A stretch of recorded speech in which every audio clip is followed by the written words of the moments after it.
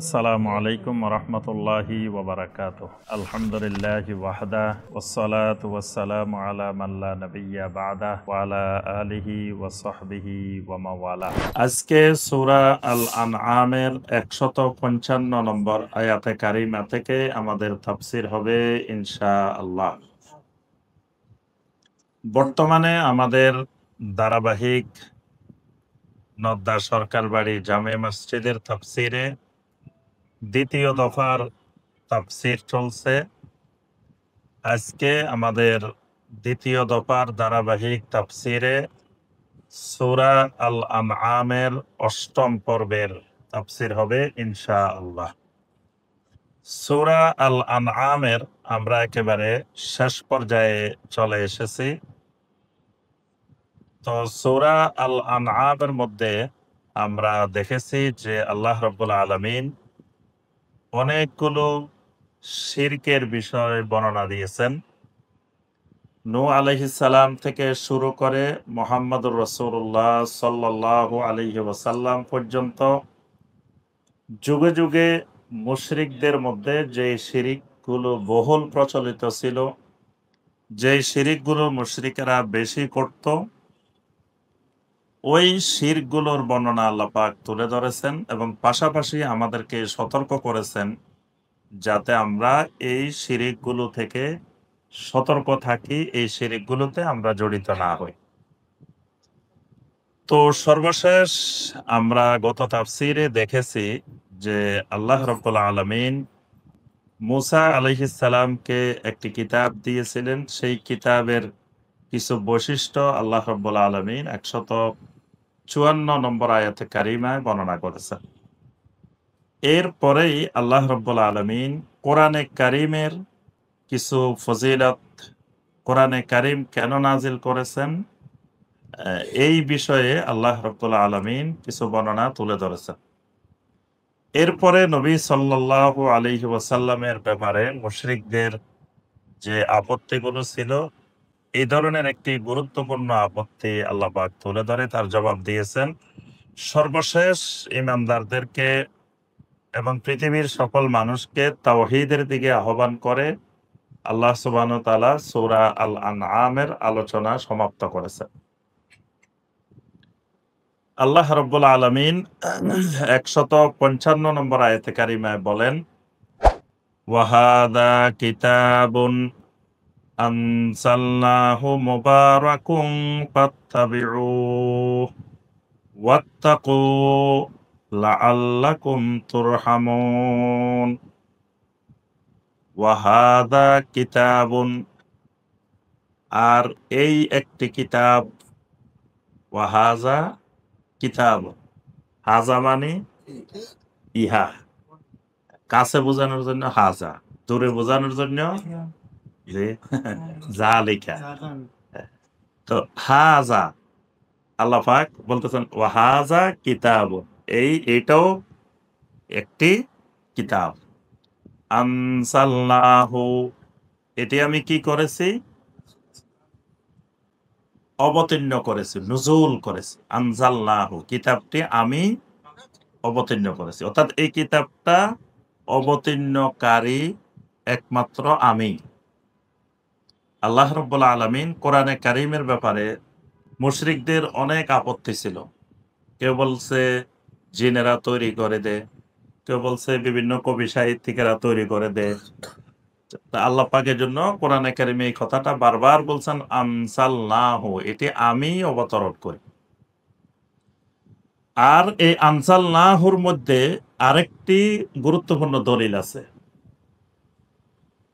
Saudi আরবের ফতোয়া সংক্রান্ত সর্বোচ্চ স্থায়ী কমিটি ফতোয়া আল-লাজনা আদ-দাইমা, আল-লাজনা আদ-দাইমার একটি ফতোয়া আমরা আজকে আলোচনা করছি যে আজকের হালাকার মধ্যে দাঁড়ছে।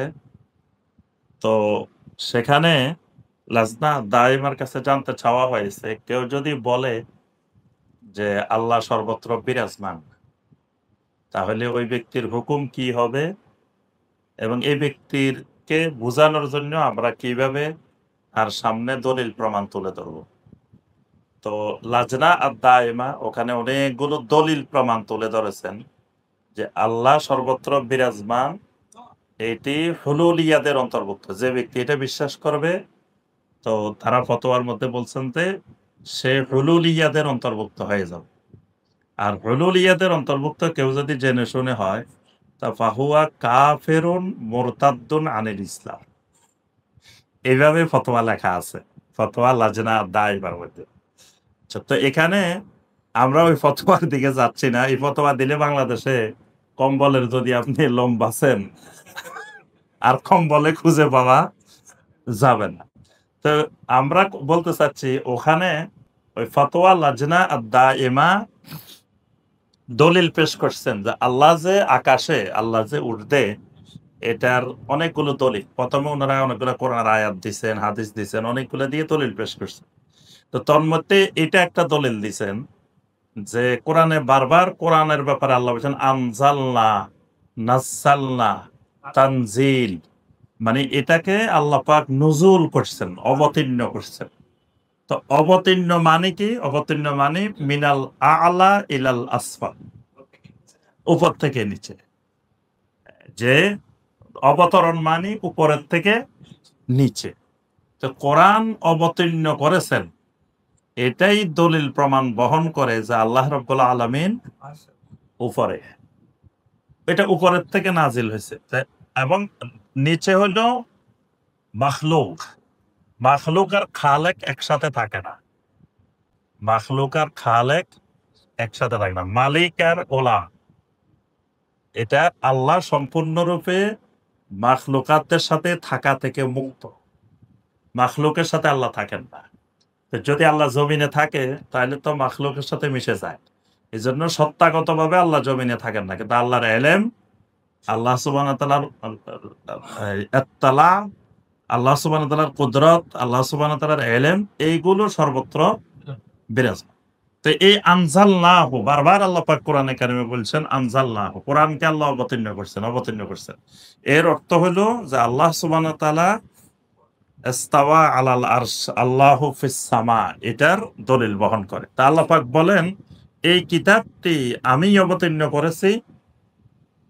আরেকটা জিনিস মনে রাখবেন, এখানে আরবি ব্যাকরণগত অলংকারগত আরেকটা জিনিস আছে। সেটা হলো আল্লাহ পাক কি এইভাবে বলতে পারতেন যে আনসাল্লাল কিতাবা, কিতাবটা আমি অবতীর্ণ করেছি, এভাবে না বলে কিতাবকে আগে বলছেন, আনজাল্লাহু পরে বলছেন। এটা বলার অর্থ হলো এটাকে তাকিদ দেওয়ার জন্য যে অবশ্যই এটা আমি অবতীর্ণ করছি। আরবিতে এরকম কোন তাকিদ নিশ্চয়তা দেওয়ার জন্য আরবিতে বলার সিস্টেম হলো এইভাবে, আনজাল্লাহুকে পরে আনা, হাজা কিতাবুনকে আগে নেওয়া। আচ্ছা, এরপর আল্লাহ পাক বলছেন মুবারাকুন, এই কিতাবটিকে নাজিল করেছি, একটি মোবারক কিতাব, বরকতময় কিতাব। সুবহানাল্লাহ, এই কিতাবটা মোবারক। বরকত নিতে চাইলে, যত বরকত নিতে চায়, বাঙালি তাবাররুকের খুব পাগল। তাবাররুক নাম শুনলে যদি বলেন যে তাফসিরের পরে তাবাররুক আছে, আর পরে যে কোনো জায়গায় যদি বলেন যে তাবাররুক আছে, তাবাররুক শুনলে খুব আগ্রহী, তাবাররুক খাওয়ার জন্য, তাবাররুক নেওয়ার জন্য। তো বান্দা যদি তাবাররুক নিতে চায়, তো তাবাররুকের কেন্দ্র, খনি, তাবাররুকের খনি হলো কোথায়? কোরআনে কারীম। এই কিতাবকে আল্লাহ বলছেন মুবারাকুন, যত রকমের তাবাররুক, যত রকমের বরকত দরকার সব এখানে আছে। এই জন্য এই কিতাব তেলাওয়াতের মধ্যে, পাঠ করার মধ্যে বরকত, এই কিতাব বোঝার মধ্যে বরকত, এই কিতাব মানার মধ্যে বরকত। এই কিতাব যে পরিবারে যাবে, যে ঘরে যাবে, সেই ঘর বরকতময় হবে। যে সমাজে যাবে, যে দেশে যাবে, সেই সমাজ, সেই দেশ বরকতময় হয়ে যাবে। এজন্য কোরআনে কারীম যত বেশি মানবে, তত বেশি সেই সমাজ, সেই দেশ বরকতময় হয়ে যাবে। এটা আল্লাহর ওয়াদা। আল্লাহ বলছেন ওয়াহাদা কিতাবুন আনসালনাহু মুবারাকুন, এটি এমন একটি কিতাব যে কিতাবকে আমি অবতীর্ণ করেছি মুবারাকুন, বরকতময় করে। ফাত্তাবিউহু, অতএব দুনিয়ার মানুষ এই কিতাব বরকতময় মোবারক কিতাবের ইত্তেবা করো, কিতাবের অনুসরণ করো। এজন্য কিতাব ধরা ফরজ, আল্লাহর কোরআন ধরা। কিন্তু বাঙালি এই কথা বলে না, দেখবেন বাংলাদেশে কোথাও এটা শুনবেন না। কোরআন ধরা ফরজ এটা কেউ কয় না, কয় কি ফির ধরা ফরজ। হ্যাঁ, মানে শয়তান একটা বিকল্প ধরাই দিছে। আল্লাহ রাব্বুল আলামিন বলছেন ফাত্তাবিউহু, যেই বরকতময় কিতাব তোমাদেরকে দিলাম এটাই শক্ত করে ধরো, এটারই ইত্তেবা করো। ওয়াত্তাকু, আর তাকওয়া অবলম্বন করো, কারণ এই কিতাবের ইত্তেবা করতে হলে তাকওয়া লাগবে। তাকওয়া না থাকলে ওই ব্যক্তি আল্লাহর কিতাব থেকে হেদায়েত পাবে না। এজন্য কোরআনে কারিমের শুরুতে আল্লাহ বলেছেন হুদাল্লিল মুত্তাকিন, এই কিতাবটা মুত্তাকিনদেরকে রাস্তা দেখাবে। তাহলে তাকওয়া থাকতে হবে, এই কিতাব মানতে হলে তার ভিতরে আগে তাকওয়া থাকা লাগবে। লাআল্লাকুম তুরহামুন, যদি ইত্তেবা করো, তাকওয়া অবলম্বন করো, আশা করা যায় তোমাদের উপরে আল্লাহর পক্ষ থেকে রহম করা হবে, আল্লাহ পাক তোমাদের উপরে রহমত বর্ষণ করবে। এই কিতাবটা আমি এজন্য নাজিল করেছি যাতে এখানকার লোকেরা আগে একটা আপত্তি পেশ করতো, সেই আপত্তিটা দূর করার জন্য। সেই আপত্তিটা কি?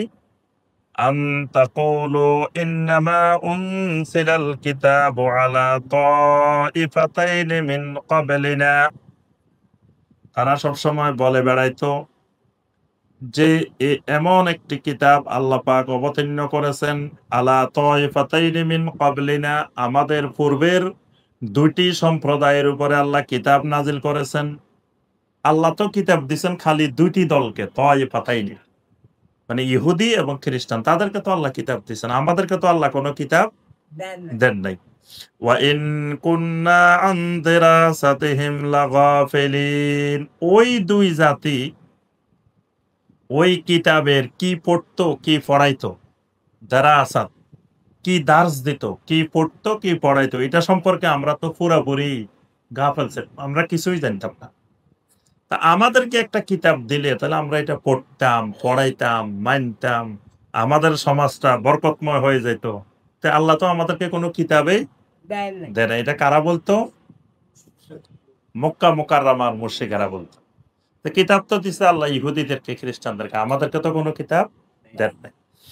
আও তাকুলু লাউ আন্না উনসিলা আলাইনাল কিতাবু লাকুন্না আহদা মিনহুম, অথবা তারা এই কথাও বলতো যদি আল্লাহ আমাদেরকে কিতাব দিতেন আমরা তো তাদের চাইতে আরো বেশি কিতাব মেনে চলতাম। ইহুদি খ্রিস্টানেরা যা মানে তার থেকে আমরা আরো অনেক বেশি এই কিতাব মানতাম, এই কিতাবের হেদায়েত গ্রহণ করতাম।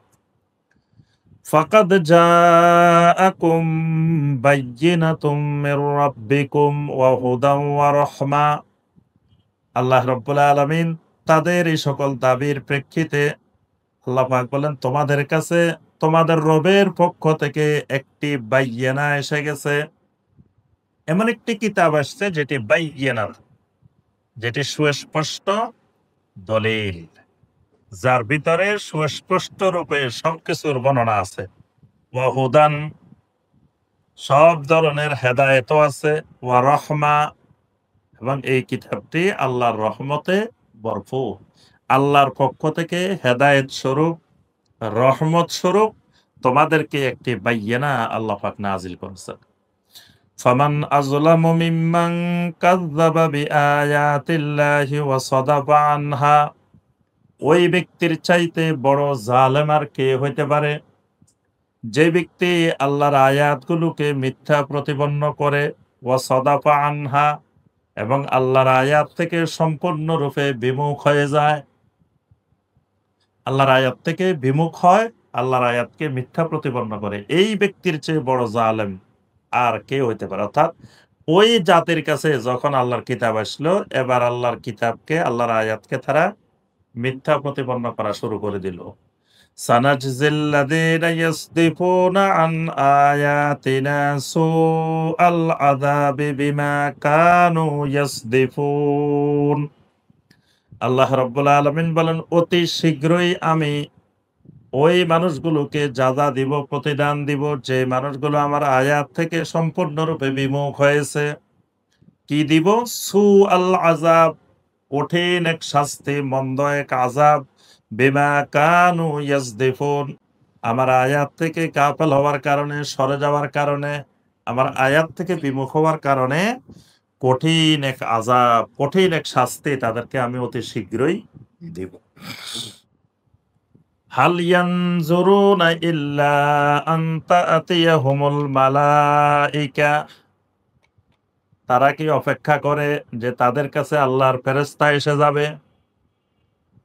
ওই মুশরিকেরা হাল ইয়ানজুরুনা, যে তারা কি এই অপেক্ষায় আছে যে তাদের কাছে আন তা'তিয়াহুমুল মালাইকা, আল্লাহর পক্ষ থেকে ফেরেশতা আসবে? মানে তারা বলে বেড়াইতো যে যদি ফেরেশতারা এসে আমাদেরকে বলে যে এই উনি আল্লাহর নবী, এটা আল্লাহর কিতাব, তাহলে আমরা মানতে পারি।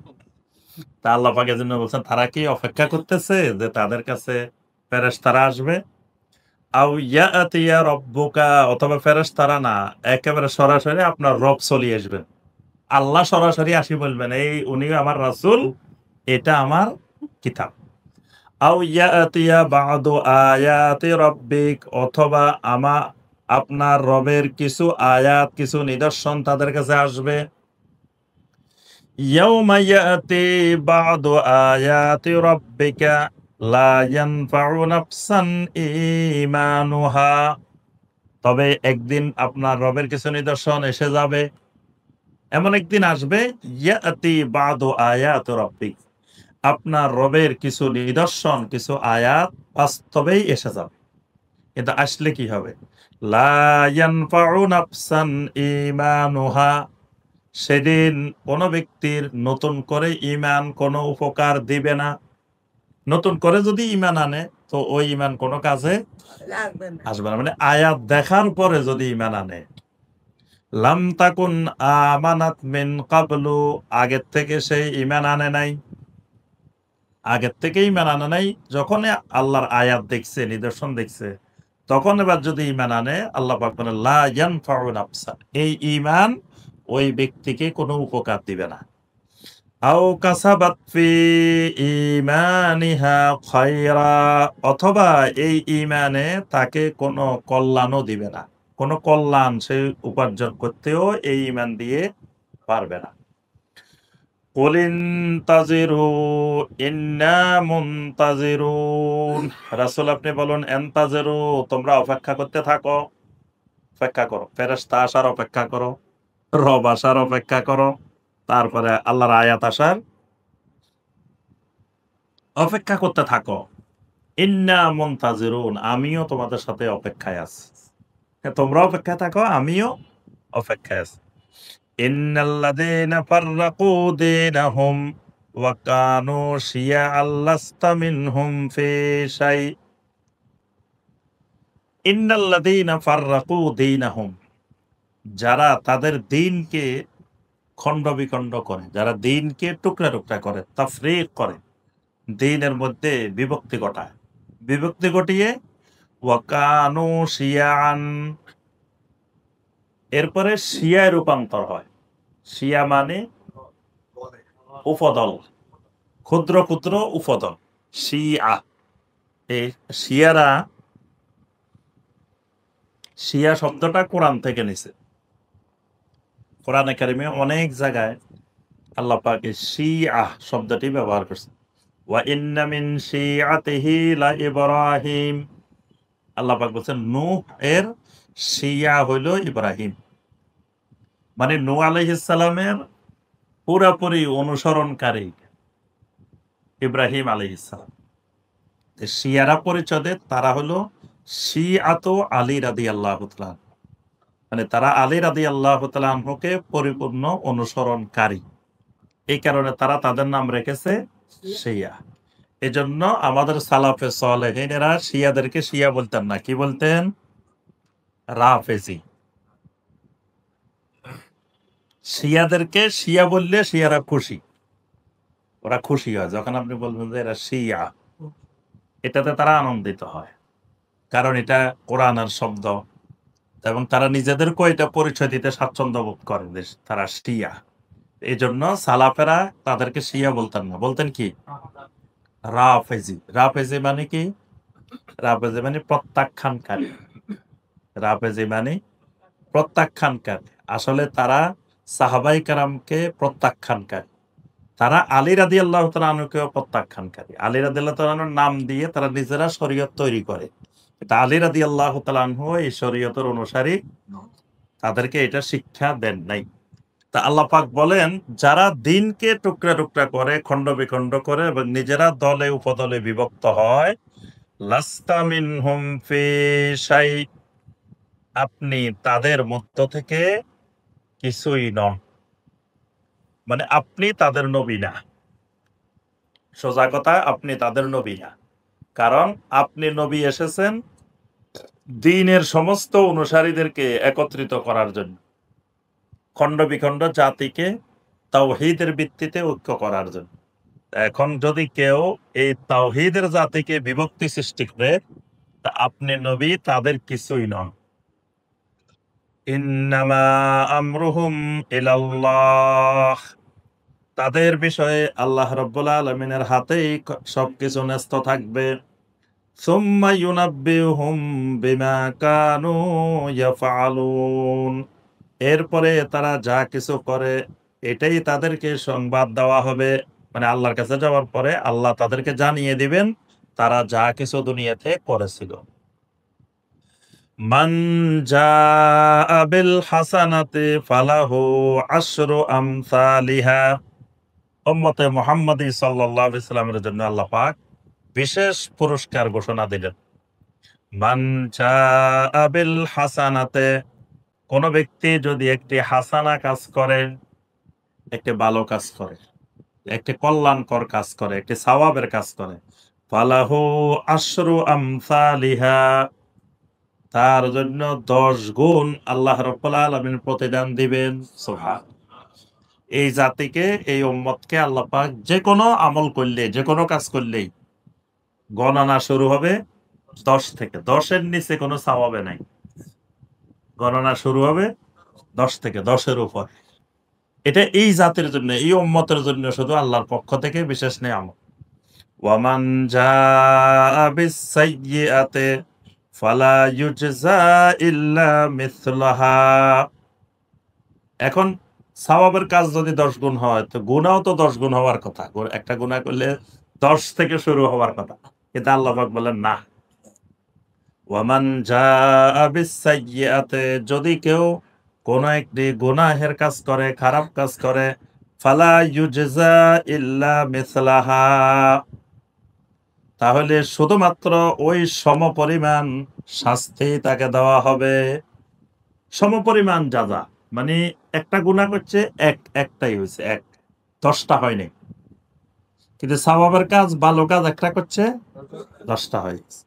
ওয়াহুম লা ইউজলামুন, আর তাদের প্রতি কোনো জুলুম করা হবে না। কুল ইন্নানি হাদানি রব্বি ইলা সিরাতিম মুস্তাকিম, রাসূল আপনি ঘোষণা দেন। এখান থেকে এই আল্লাহ পাক তাওহীদের ঘোষণা দিয়ে তাওহীদের দিকে আহ্বান করে এই সূরাটি শেষ করেছেন। এখানে এসে আল্লাহ পাক রাসূলকে বলছেন, রাসূল আপনি বলেন, ইন্নানি হাদানি রব্বি ইলা সিরাতিম মুস্তাকিম, আমার রব তো আমাকে সিরাতে মুস্তাকিমের হেদায়েত দিয়েছেন। সুবহানাল্লাহ। অবশ্যই আমার রব আমাকে সিরাতে মুস্তাকিম কোনটি এটি আমাকে দেখাই দিয়েছেন।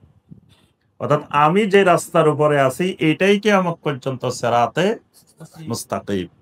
দীনান কিয়ামাম মিল্লাতা ইব্রাহিম হানিফা, আর ওই কওমের লোকেরা, মক্কার মুশরিকেরা বলতো যে তারাও তো ইব্রাহিম আলাইহিস সালামের মিল্লাত। তারা দুটা জিনিস দাবি করতো মক্কার মুশরিকেরা। একটা হলো তারা আওলাদে রাসূল। তাদের একটা দাবি ছিল তারা কি? আওলাদে রাসূল। মানে তারা ইব্রাহিম আলাইহিস সালামের আওলাদ। আরেকটা দাবি ছিল তারা আহলে হক। মক্কার মুশরিকদের আরেকটা দাবি ছিল কি? তারা আহলে হক। মুহাম্মদ সাল্লাল্লাহু আলাইহি ওয়াসাল্লাম এবং সাহাবায়ে কেরাম আহলে বাতিল। নাউযুবিল্লাহ। তাদের দৃষ্টিতে ওনারা আহলে বাতিল আর তারা মক্কার মুশরিকেরা হলো আহলে হক।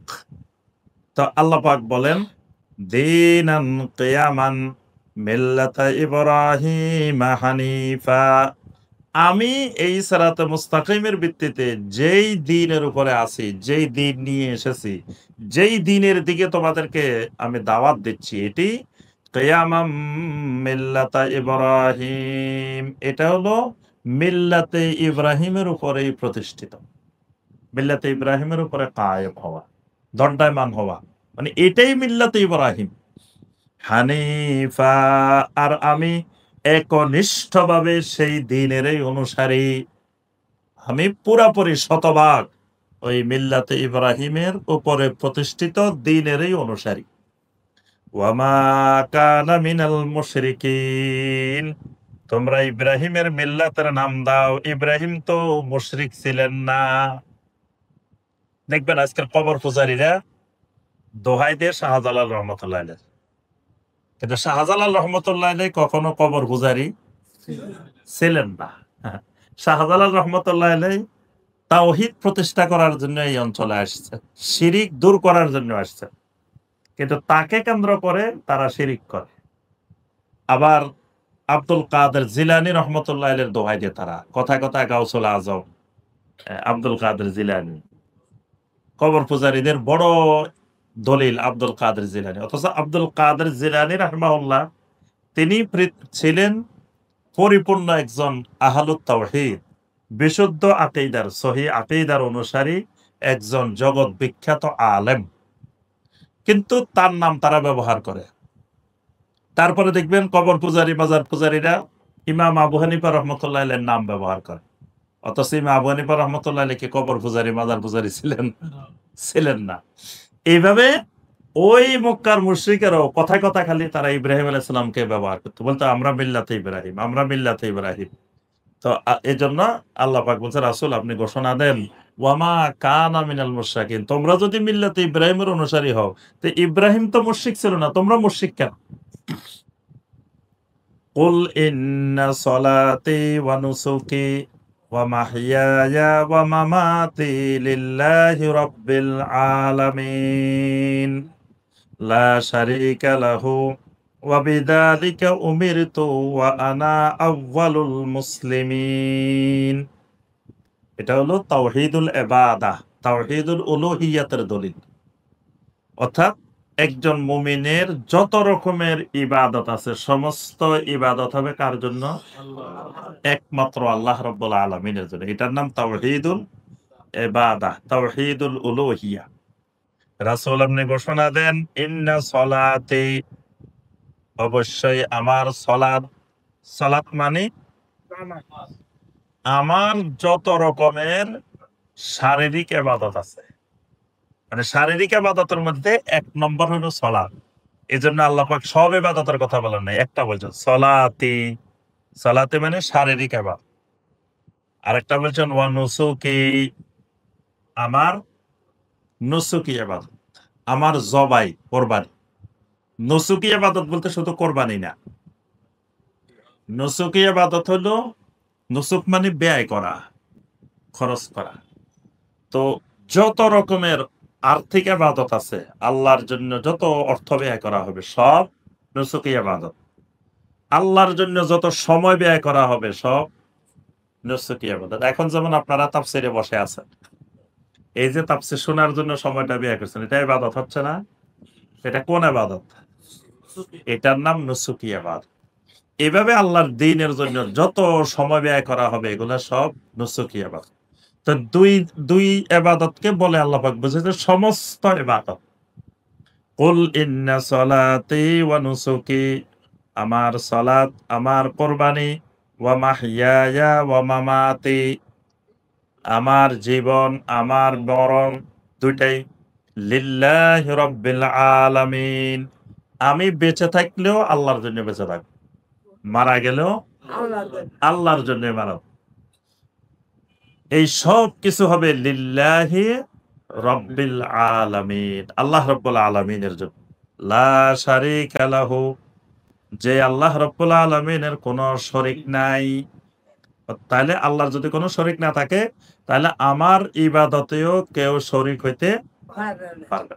ওয়াবিযালিকা উমিরতু, আর এটার জন্যই আমাকে আদেশ দেওয়া হয়েছে। আমার আল্লাহর পক্ষ থেকে আমাকে এই তাওহীদুল ইবাদত, শিরিক মুক্ত তাওহীদি ঈমান, তাওহীদি আমল প্রতিষ্ঠা করার জন্য আমাকে ওয়াবিযালিকা উমিরতু, আমাকে আদেশ দেওয়া হয়েছে। ওয়া আনা আউয়ালুল মুসলিমিন, আর আমি এই ব্যাপারে প্রথম মুসলিম। আনা আউয়ালুল মুসলিমিন, প্রথম মুসলিম মানে এই ব্যাপারে পৃথিবীর কেউ মানুক আর না মানুক, আমার রব আমাকে রব্বুল আলামিন যেটা নির্দেশ দিয়েছেন, আমি ১ নম্বরে প্রথমে আমি পৃথিবীর মধ্যে মুসলিম। সুবহানাল্লাহ। এই ওয়া আনা আউয়ালুল মুসলিমিন, এটা পৃথিবীর প্রত্যেক ঈমানদারের জন্য, যে কেউ মানুক আর না মানুক, আমি এই তাওহীদের উপরে ইস্তেকামত থাকব। কুল আগাইরাল্লাহি আবগি রাব্বান ওয়া হুয়া রাব্বু কুল্লি শাই।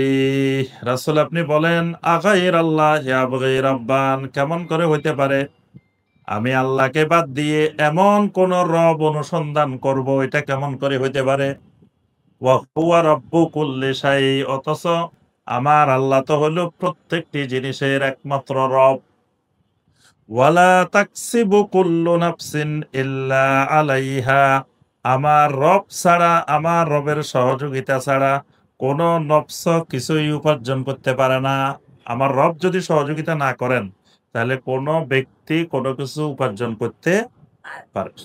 ওয়ালা তাজিরু ওয়াজিরাতুন বিজরা উখরা, আর আমার রব একজনের বোঝা আরেকজনের উপরেও কখনো চাপিয়ে দেন না। সুম্মা ইলা রাব্বিকুম মারজিউকুম, অতঃপর তোমাদের সবাইকে তোমাদের রবের দিকে প্রত্যাবর্তন করতে হবে। ফায়ুনাব্বিউকুম বিমা কুনতুম ফীহি তাখতালিফুন, যেই বিষয়গুলো নিয়ে তোমরা এখন মতবিরোধ করতেছ, ইখতিলাফ করতেছ, অচিরেই তোমাদেরকে সেই বিষয়গুলোর সংবাদ জানিয়ে দেওয়া হবে। ওয়াহুয়াল্লাযী জাআলাকুম খলাইফাল আরদে, আর তিনি হলেন সেই আল্লাহ যিনি তোমাদেরকে জমিনের খলিফা বানিয়েছেন। খলাইফাল আরদে মানে বান্দা হলো, মানুষ হলো জমিনের খলিফা, আল্লাহর খলিফা না। এখানে আল্লাহ পাক স্পষ্ট করে দিয়েছেন, ওয়াহুয়াল্লাযী জাআলাকুম খলাইফাল আরদে, তিনি সে আল্লাহ যিনি তোমাদেরকে জমিনের খলিফা বানিয়েছেন।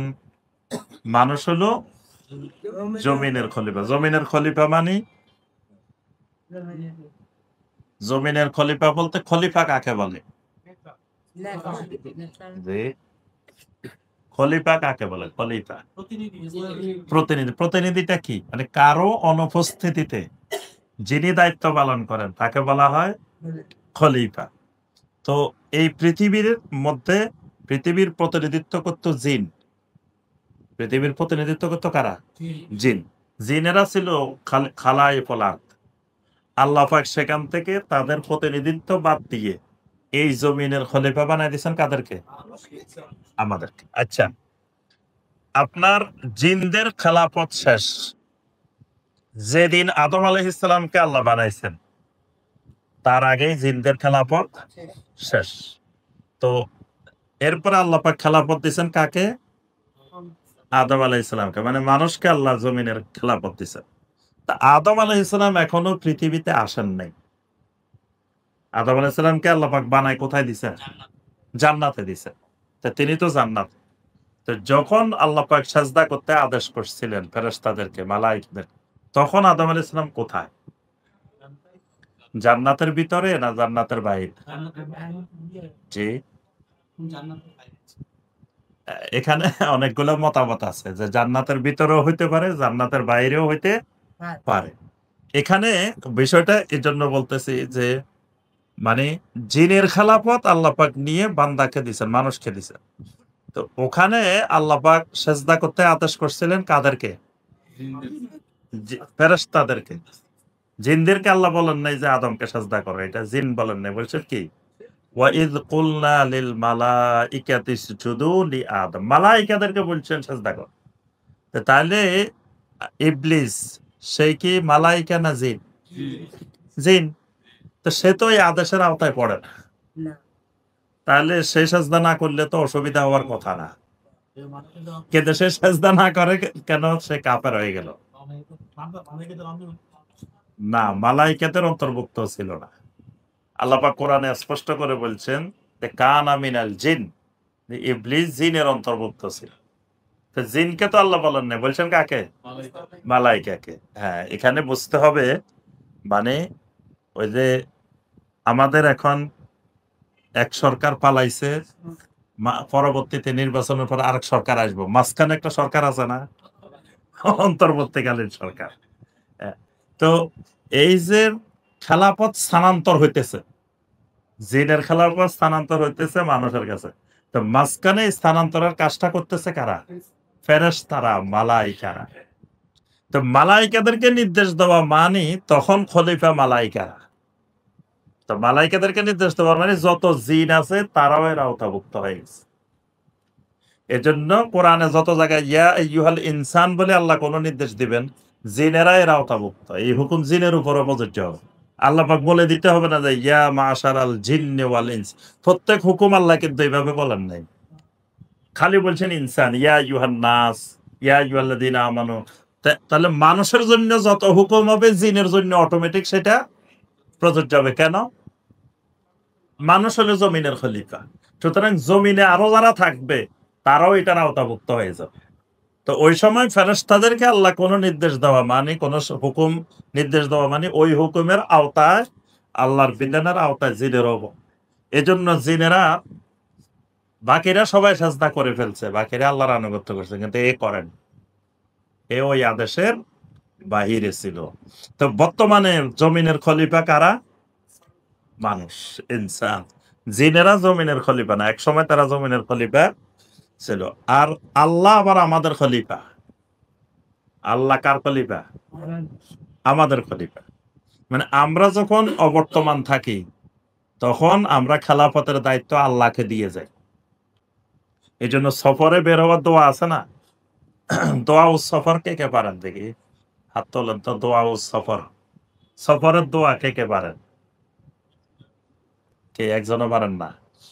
আল্লাহুম্মা ইন্না নাসআলুকা ইলাইকা ফি সাফারিনা হাযাল বিররা ওয়াত তাকওয়া ওয়া মিনাল আমালি মা তারদা। আল্লাহুম্মা হাব্বিন আলাইনা সাফারানা হাযা ওয়াতবি আন্না বু'দা। আল্লাহুম্মা আনতাস সাহিবু ফিস সাফার ওয়াল খলিফাতু ফিল আহল। আল্লাহুম্মা ইন্না নাউযু বিকা মিন ওয়াসাইস সাফার ওয়া কাআবাতিল মানজার ওয়া সুইল মুনকালাব ফিল আহলি ওয়াল মাল। এটা পারেন না কেউ? তো দুনিয়াতে আর কি শিখছেন? সফরে বের হওয়ার সময় তো এই দোয়া পড়েই বের হইতে হবে। এটা নবী সাল্লাল্লাহু আলাইহি ওয়াসাল্লামের সুন্নাহ। যেকোনো সফরে, কত সফরে বাহির হন, এখানে কত জায়গা যান না, এই সফরে বের হওয়ার সময় এই দোয়া পড়ে বের হইতে হবে। এটা নবী সাল্লাল্লাহু আলাইহি ওয়াসাল্লামের সুন্নাহ।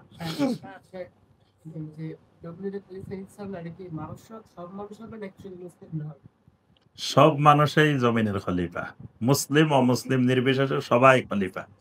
আচ্ছা, তো এখানে এই দোয়া সফর এই জন্য জিজ্ঞেস করতেছি। দোয়া সফরের মধ্যে আছে যে আল্লাহুম্মা আনতাস সাহিবু ফিস সাফার ওয়াল খলিফাতু ফিল আহল। যে আল্লাহ, আপনি আমার সফরে আমার সাথী থাকবেন।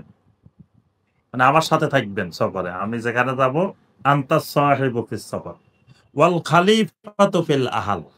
আর বাড়িতে আমার আহল রেখে যাইতেছি, এদের জন্য আপনাকে খলিফা বানায় রেখে যাচ্ছে। মানে আমার অবর্তমানে আমার আহলকে আপনি দেখবেন। সম্পূর্ণ দায়িত্ব আপনার উপরে। তাহলে আল্লাহ বান্দার কি হয়? খলিফা।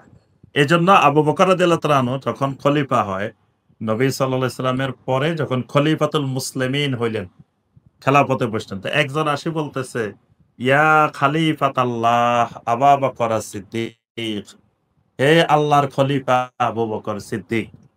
তখন আবু বকর রাদিয়াল্লাহু তাআলা বললেন, লাস্তু বিখলিফাতিল্লাহ, আমি আবু বকর তো আল্লাহর খলিফা। ওয়ালাকিন্নী খলিফাতু রাসূলিল্লাহি সাল্লাল্লাহু আলাইহি ওয়াসাল্লাম, আমি রাসূলুল্লাহ সাল্লাল্লাহু আলাইহি ওয়াসাল্লামের খলিফা।